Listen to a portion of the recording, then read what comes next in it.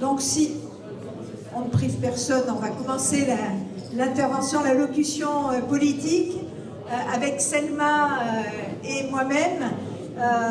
Donc bonjour et bienvenue à une fête qui a déjà commencé depuis un petit moment, la fête du NPA révolutionnaire de Gironde, qui se veut non seulement un moment convivial, où tout à l'heure, après nos prises de parole, il y aura apéritif, banquet et le concert de blues de Kadidjo, mais aussi qui se veut un moment privilégié d'échange et de débat. Et nous remercions tous les camarades, toutes les organisations qui ont participé au débat depuis le début de l'après-midi, dans un certain nombre d'organisations qui tiennent ici des tables de presse auxquelles je vous invite d'aller rendre visite si vous ne l'avez pas fait. Nous avons vraiment besoin de discuter de la situation, des logiques et des dynamiques qui sont en cours, de cette folle spirale de violence, de réaction, de concurrence généralisée et de guerre, dans laquelle le capitalisme en faillite entraîne les travailleurs et les peuples, la jeunesse du monde entier. Une fuite en avant qui est le fruit de la crise globale de leur système, qui ne peut se survivre qu'en intensifiant l'exploitation des travailleurs comme de la nature, en mettant sur pied des régimes de plus en plus rétrogrades. Donc nous avons besoin d'échanger pour ne pas être paralysés par la propagande de nos ennemis qui vise à justifier l'offensive réactionnaire en cours, les profonds reculs qu'ils nous imposent pour penser une autre société qui ne pourra naître que de notre mobilisation, de la réorganisation et de la prise en main de l'économie et de la production par les travailleurs et la population. Le capitalisme mondialisé, financiarisé, plonge le monde dans une crise globale qui exacerbe les rivalités. Les multinationales, les classes dominantes sont en concurrence d'un bout à l'autre de la planète pour se disputer les matières premières, les marchés, le droit de piller, d'exploiter les travailleurs. C'est la raison des guerres que les puissances occidentales, les États-Unis et leurs alliés dont la France, mènent par procuration contre les peuples et contre les puissances rivales, main dans la main en Israël, avec Israël à Gaza et au Moyen-Orient. Selma en parlera plus longuement après, mais aussi en Ukraine face à la Russie ou encore en Afrique, comme en témoignaient tout à l'heure les camarades qui animaient le débat sur le Sahel. Des guerres qui visent à redéfinir les rapports de force entre les puissances capitalistes. Alors aucune région du monde n'est épargnée par cet engrenage, un engrenage sans fin qu'accompagne la montée des forces réactionnaires vers lesquelles se tournent les classes dominantes pour assurer leur domination et mener la guerre contre les travailleurs. Ici, Barnier a présenté son projet de budget le 10 octobre. 60 milliards d'efforts, paraît-il, pour ramener le déficit public sous la barre des 5%. Ces soi-disant efforts sont une déclaration de guerre contre le monde du travail, contre les classes populaires, contre les jeunes, les retraités, les chômeurs, les personnes malades. Seul le budget de l'armée et des forces de l'ordre augmente. Et après avoir fait le show, faisant mine de vouloir s'en prendre aux plus fortunés, Barnier a annoncé les coupes sévères dans la santé et la sécu, moins 15 milliards, dans l'éducation, moins 4000 postes. Les budgets sociaux, ceux des collectivités territoriales, mairies, régions, départements, qui assument une partie du financement du travail social, de la formation et de celui de nombreuses infrastructures. Et peu importe des conséquences, que les hôpitaux et l'ensemble du secteur de santé s'enfoncent dans la crise, que les services ferment, que les urgences soient incapables de répondre aux besoins de la population et que les malades soient de plus en plus mal remboursés. Il s'agit de prendre encore plus sur la part de ceux qui font tourner la société pour maintenir les profits indécents d'une poignée de privilégiés. Ils nous parlent de déficit, mais ce sont eux qui l'ont creusé, pas les travailleurs qui produisent toutes les richesses de la société. Ce sont les subventions aux grandes entreprises et multinationales, par centaines de milliards depuis des années, qui ont endetté les comptes publics, les exonérations de cotisations sociales, la suppression de l'impôt sur la fortune. Elles ont creusé la dette pour laquelle l'État paie toujours plus d'intérêts, plus de 50 milliards chaque année. Un transfert direct d'argent public dans les poches de la finance. Il suffirait d'arrêter de les payer pour enflouer immédiatement les caisses de l'État. Pas possible? Bien sûr que si. Mais ça veut dire contester le pouvoir et la direction de la société à la finance, à la minorité parasite qui conduit la société dans le mur. La dictature du capital est de plus en plus nue, dépouillée de ses fioritures démocratiques. Pour se maintenir, les classes dominantes mobilisent tous les moyens pour tenter de museler la contestation. essaient de monter une fraction des exploités l'une contre l'autre. Elles font appel aux forces les plus réactionnaires, aux politiciens les plus véreux, à la presse, propriété des grands groupes capitalistes, pour mener leur campagne idéologique dans l'objectif de faire marcher au pas les travailleurs et la jeunesse. Tout est bon pour tenter de discréditer et faire taire ceux qui résistent, ceux que révoltent les guerres faites au peuple, ou celles de la jeune, et celles qui contestent l'exploitation et les oppressions. Car si les classes dirigeantes et leur personnel politique font ainsi, c'est qu'ils ont la trouille. Trouille que la révolte des travailleurs et de la jeunesse de Martinique contre la vie chère et l'oppression soit contagieuse, ou celle de la jeunesse du Kanaki. Ils savent que leur politique ne peut qu'engendrer des révoltes, des prises de conscience, des réactions de solidarité entre exploités. Ils nous appellent à l'union nationale, nous mettent du bleu, blanc, rouge partout. Ils voudraient nous persuader que les milliardaires et les travailleurs ou les chômeurs auraient les mêmes intérêts.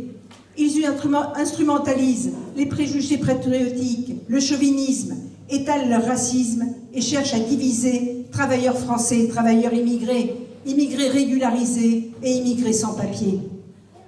Retailleau a ainsi instrumentalisé de façon puante le terrible assassinat de Philippine, déversant sa haine des immigrés.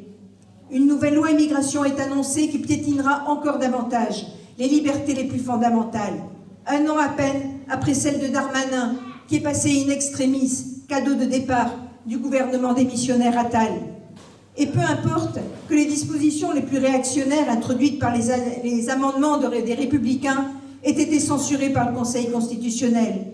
L'essentiel pour eux, c'est que la campagne politique ait pu être menée pour tenter de mettre au pas les esprits, distiller leurs préjugés crasseux. Le RN n'a plus qu'à applaudir et il surenchérit en déposant un projet de loi visant à assouplir, je cite, les conditions d'expulsion des étrangers constituant une menace grave pour l'ordre public. Projet de loi porté par Diaz, qui a mis tout récemment en scène à Bordeaux, à la prison de Gradignan, sa dernière visite pour y dénoncer les délinquants étrangers. Alors à cette campagne pourrie, nous opposons notre solidarité internationale, une solidarité de classe pour l'unité des exploités et des opprimés de tout pays, de toutes origines, de toutes générations, avec ou sans religion, avec ou sans papier. Et en parlant de solidarité internationaliste, nous avons aujourd'hui une pensée particulière pour Georges Ibrahim Abdallah, militant communiste internationaliste libanais, emprisonné dans les geôles françaises depuis 40 ans, depuis quelques jours, et en solidarité de qui une manifestation a lieu aujourd'hui devant la prison de Lannemezan, où il est incarcéré. Alors, on ne peut pas séparer les combats. L'antiracisme, la lutte contre l'extrême droite et ses idées, la lutte pour des revenus et des salaires décents pour toutes et tous, pour l'interdiction des licenciements, pour des embauches massives dans les services publics, de la santé, de l'éducation, dans les services sociaux, la lutte pour assurer à tous et à toutes un égal accès à la santé, pour assurer aux petits agriculteurs, aux petits paysans, commerçants, artisans, les moyens de vivre de leur travail, mais aussi la lutte pour le respect et la réparation de l'environnement, de la nature, contre toutes les oppressions et discriminations. C'est un même combat contre le capitalisme. Il s'agit d'une même urgence globale pour mettre un coup d'arrêt à la guerre de classe qu'une poignée de financiers et de multinationales mène aux travailleurs et au peuple pour la défense de leurs dividendes, leur soif de profit qui ne peut être assouvie. Et il n'y aura pas d'issue institutionnelle, que ce soit dans les tripatouillages du Parlement ou dans le soi-disant dialogue social que prétendent mener les syndicats. L'enjeu pour le monde du travail et la jeunesse, c'est de mettre un coup d'arrêt au processus en cours, à la menace de l'extrême droite, derrière laquelle se profile, ici comme dans toute l'Europe et aux États-Unis, une possible dictature populiste pour intensifier la guerre sociale, accélérer la militarisation de la société, avec la menace de la généralisation de la guerre. C'est la logique de l'accélération de la concurrence généralisée, de la guerre économique, commerciale et militaire, dans laquelle la faillite du capitalisme entraîne la société. Alors interrompre cette logique ne se fera ni par amendement au Parlement, ni dans les salons, ni dans les urnes. Cela ne peut être que le résultat de la mobilisation des travailleurs, de la jeunesse, pour prendre en main l'économie, refuser de payer la dette, contester le pouvoir de la finance et des multinationales. C'est refuser qu'alors qu'on est capable de produire comme jamais, que les rayons des supermarchés regorgent de marchandises, d'aliments, une large fraction de la population s'enfonce dans la misère, la malnutrition, que les pauvres soient de plus en plus nombreux et de plus en plus pauvres. C'est refuser que la production, les investissements ne se fassent pas pour répondre aux besoins de l'humanité, mais visent exclusivement à satisfaire la recherche de taux de profit maximum. Les progrès technologiques, scientifiques, qui permettraient de satisfaire tous les besoins humains de façon harmonieuse, sont transformés en leur contraire, mis au service exclusif de la soif de rentabilité des classes dominantes. Cette fuite en avant dramatique, ce gâchis monumental, met plus que jamais à l'ordre du jour la nécessaire réorganisation de la production, une planification démocratique. C'est aux travailleurs et à la population de décider collectivement de ce que l'on produit, pour répondre à quels besoins, de quelle manière, à quel endroit. C'est cette perspective, cette nécessité que porte le slogan de nos manifestations « C'est nous qui travaillons, c'est nous qui décidons ». La violence du capitalisme et de l'exploitation est grosse de révolte, de contestation de la propriété capitaliste. Et nous sommes nombreuses et nombreux à vouloir agir, révoltés par l'immense gâchis social, par le danger que porte l'extrême droite. De plus en plus de jeunes, de travailleuses et de travailleurs, de femmes, s'organisent pour débattre et agir dans la perspective de changer la société et pour changer leur vie sans attendre. Parce que s'engager pour des idées, participer à un combat collectif pour changer le monde, c'est commencer à s'émanciper soi-même, avec la conscience qu'on ne peut le faire qu'en participant au combat collectif pour l'émancipation, la fin d'une société de classe et d'exploitation. Alors, dans ce processus en cours, les militantes et militants révolutionnaires, organisés ou non, nous avons une responsabilité particulière, celle d'agir pour le regroupement des forces internationalistes et révolutionnaires qui sont aujourd'hui divisées entre des organisations qui bien trop souvent s'ignorent ou sont en rivalité et se sentent obligées de théoriser leur vie séparée et confondent un peu trop souvent débat et accusation. Alors, il ne s'agit pas de nier les débats en cours entre ces organisations, mais de les mener au grand jour, tout en agissant ensemble sur la base de ce qui nous est commun, en associant à nos débats toutes celles et ceux, travailleurs, jeunes, femmes, qui veulent agir pour construire notre avenir, remettre en cause cette société et donner corps à la solidarité internationale des exploités. La seule issue à la faillite de leur système, c'est la prise en main du fonctionnement de la société par ceux et celles qui la font tourner. C'est la remise en cause de la propriété capitaliste, du droit d'une minorité de s'approprier le fruit du travail des travailleurs du monde entier et d'envoyer la société tout entière dans le mur.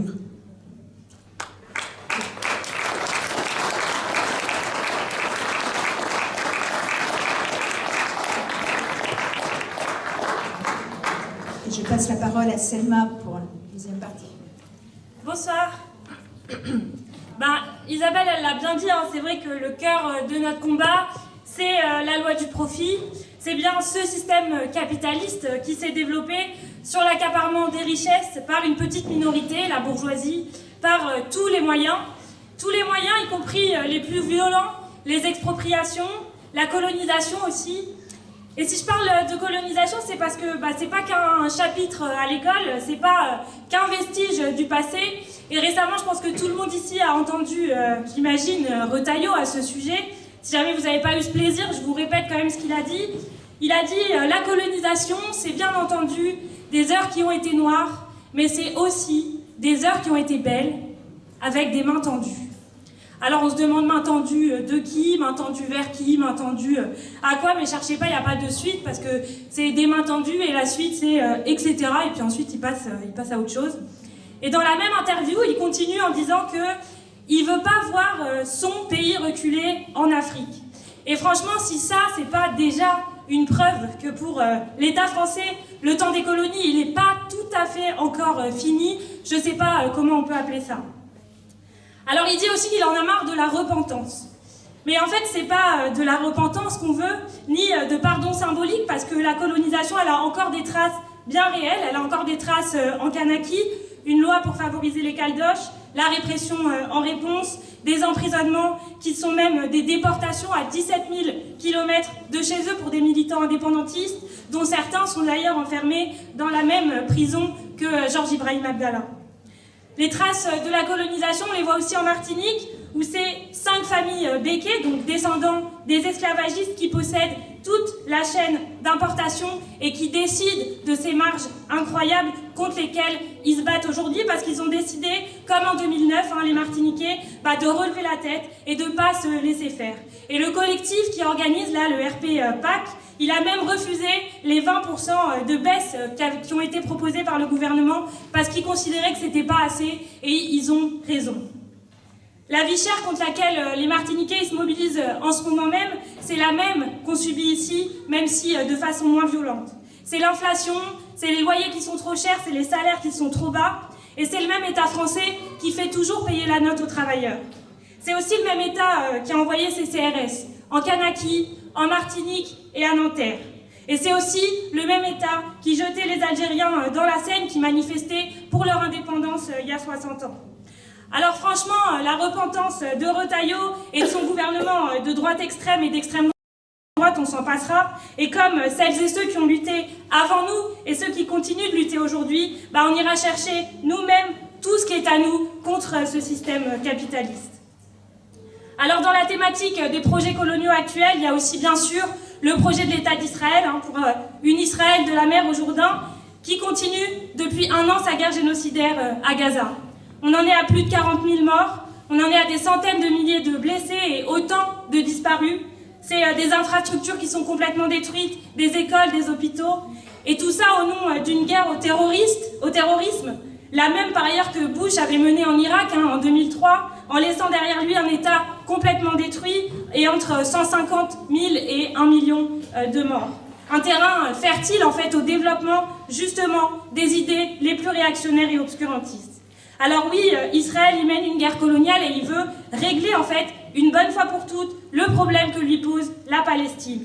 Et pour voir ça d'autant plus clairement, il faut regarder de l'autre côté de la frontière, côté Cisjordanie, où le terrain il est sans cesse envahi par de nouveaux projets d'habitation, qui soient officiels par l'État d'Israël ou qui soient officieux par des milices d'extrême droite qui font le sale boulot en expropriant les Palestiniens. Et là-bas aussi, c'est des bombardements de camps comme à Jénine ou des emprisonnements de Palestiniens en masse. Depuis la reprise de l'offensive israélienne à Gaza, il y a 1 an, on compte près de 300 morts côté Cisjordanie. Et comme l'État d'Israël, il peut, quoi qu'il arrive, compter sur ses soutiens occidentaux et en première ligne, bien sûr, les États-Unis, qui soient dirigés d'ailleurs par Biden, Trump ou par Harris, il n'hésite pas à étendre sa guerre vers le Liban pour renforcer sa frontière au nord. Alors si depuis 1 an on manifeste sans relâche notre solidarité avec le peuple palestinien et avec tous les peuples et la classe ouvrière de la région, c'est bien sûr d'abord parce qu'on ne peut pas rester silencieux face à autant d'horreur et de violence, mais au-delà de ce sentiment humaniste, c'est aussi et surtout parce qu'on sait bien que ce génocide et cette escalade guerrière que mène Israël à l'échelle du Moyen-Orient, elle est possible uniquement et absolument grâce au soutien indéfectible des grandes puissances impérialistes. Alors en France, après avoir essayé de faire taire toute solidarité avec le peuple palestinien, en interdisant les manifestations et en pointant du doigt l'antisionisme comme étant de l'antisémitisme, alors maintenant Macron, il vient pleurer ses larmes de crocodile pour le Liban à l'occasion, je ne sais pas si vous avez vu, de la conférence sur le Liban qui s'est ouverte ce jeudi. En fait, il faut se rendre compte un peu du niveau d'hypocrisie. On a Thales, qui est un fleuron de l'industrie de l'armement français, qui commerce avec Israël qui bombarde Gaza et le Liban, et puis l'État français qui lui-même est le principal actionnaire de Thales, qui cherche 400 millions d'euros pour aider un État libanais qui lui-même est réduit à une association de clans familiaux de différentes obédiences. En fait, rien, jamais, rien en réalité pour les populations dont ils se foutent absolument tous. Tous, et y compris, mais évidemment ça va mieux en le disant, les États-Unis qui restent le premier soutien d'Israël. Et c'est d'abord un soutien militaire et financier sans lequel Israël, qui est un petit pays quand même de 10 millions d'habitants, il ne pourrait pas menacer les États de la région. Le système de domination impérialiste au Moyen-Orient, il s'appuie sur Israël. Et ça fait pas d'Israël le donneur d'ordre des États-Unis, comme les antisémites veulent le faire croire, mais ça fait bien l'inverse, son sous-traitant.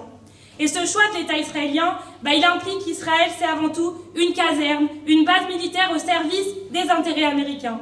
Voilà en fait le prix des aides à coloniser et génocider la Palestine.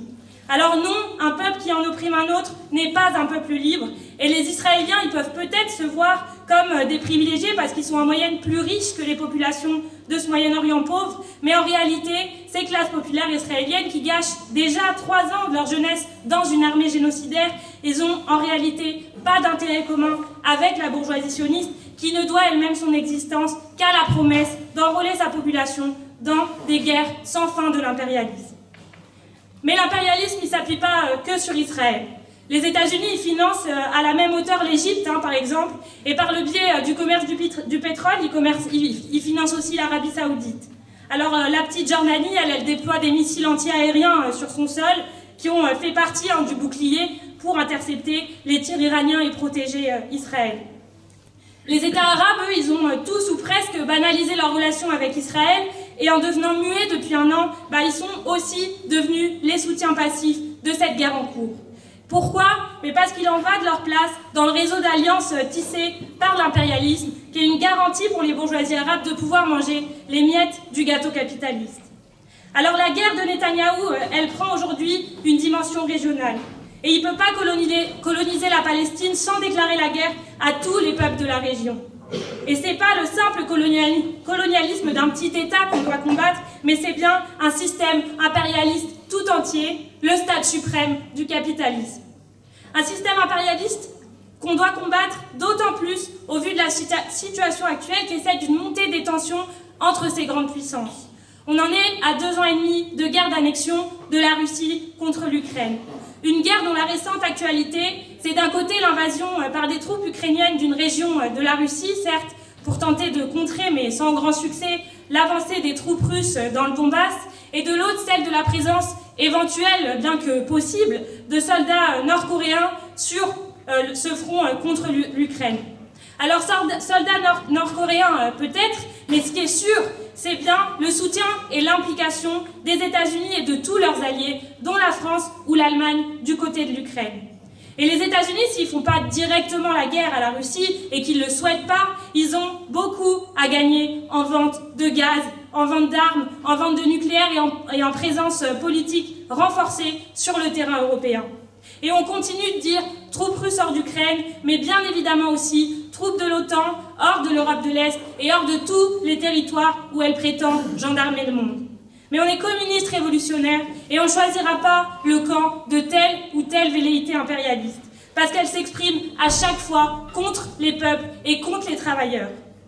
Face à la barbarie capitaliste et impérialiste, c'est bien notre camp, celui des travailleurs, des travailleuses et des peuples qu'on défend. Mais d'ailleurs, concernant ces fameux camps que la presse bourgeoise, elle dessine dans la situation, donc OTAN d'un côté, Russie, Chine et leurs alliés de l'autre, il faut bien regarder tout le tableau. Il y a eu une réunion des BRICS là récemment, donc une alliance Brésil, Russie, Inde, Chine et Afrique du Sud qui s'est élargie, qui a eu lieu en Russie sous l'autorité de Poutine. Donc c'était une trentaine d'États qui étaient représentés, dont des pays dits du Sud, en opposition, nous dit-on, à l'impérialisme américain. Mais si on y regarde de plus près, les choses elles sont toujours un peu plus compliquées. L'Égypte, par exemple, vous me direz, alliée des États-Unis, et puis d'Israël dans le massacre à Gaza par ailleurs.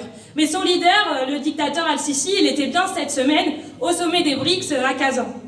L'Arabie Saoudite, aussi alliée des États-Unis, mais pourtant elle prévoit de mener des exercices militaires main dans la main avec l'Iran, qui est lui-même concurrent d'Israël et des États-Unis dans la région du Moyen-Orient et du Proche-Orient.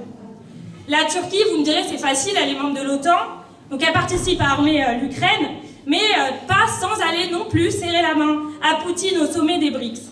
Et pour cause, parce que c'est bien la Turquie qui écoule le pétrole et le gaz russe pour qu'il échappe aux sanctions.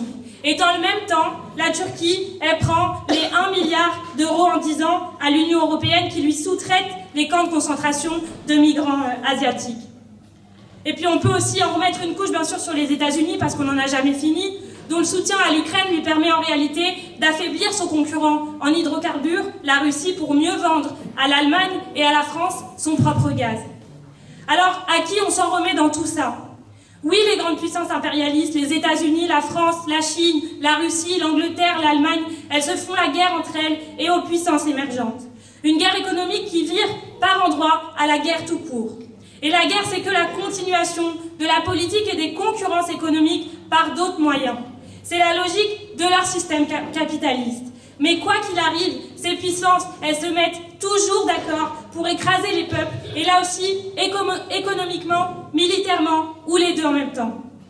L'impérialisme, stade suprême du capitalisme, c'est une guerre mouvante, c'est une guerre feutrée entre les régimes des grandes puissances avec la peau des peuples. Mais c'est une guerre ouverte et permanente contre les travailleurs et les peuples eux-mêmes. Et là-dedans, encore une fois, on ne choisit pas de camp dans les affrontements actuels et à venir entre ces grandes puissances capitalistes. Notre seul camp, c'est celui des travailleurs. Pas de guerre entre les peuples et pas de paix entre les classes.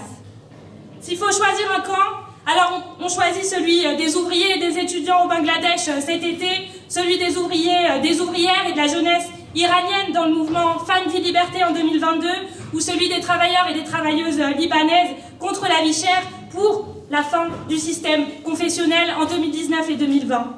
On choisit ce camp-là, celui des révoltes populaires, courageuses et légitimes, qui sont la plus grande peur des impérialistes. Et si on choisit ce camp, c'est qu'on sait que c'est de ces révoltes que peut se transformer en révolution sociale et qui peuvent renverser la table et l'État en même temps.